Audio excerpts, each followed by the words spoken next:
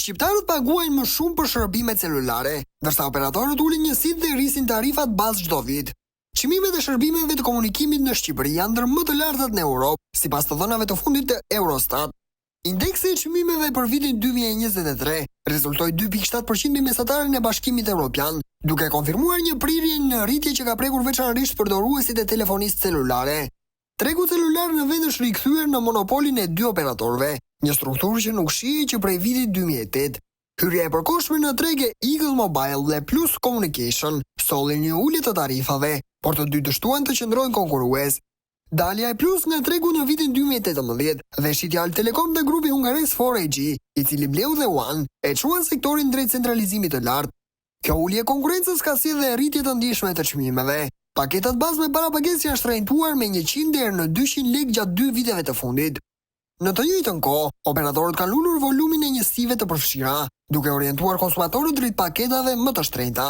Tarifat e operatorëve teknik. Një tjetër faktor që po ndikon është kalimi drejt rrjetit 5G, i cili kërkon investime të mëdha teknologjike. Këto investime po reflektohen direkt në tarifa që paguajnë përdoruesit.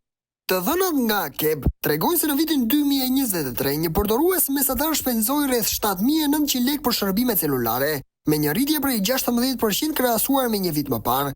Ky tregues, i njohur si ARPU, llogaritet mbi të ardhurat nga shitjet me pakicë dhe numrat e përdoruesve aktiv.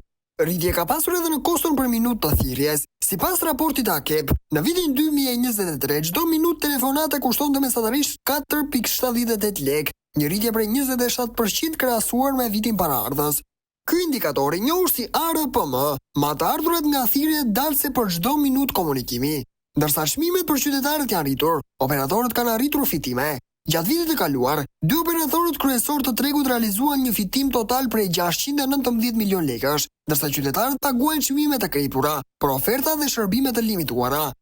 Një tjetër problem mbeten kontratat, të cilat e detyrojnë qytetarët të marrin shërbime dhe nëse nuk kanë më nevojë, ose në të kundërt i paguajnë operatorëve telefonik gjoba të majme.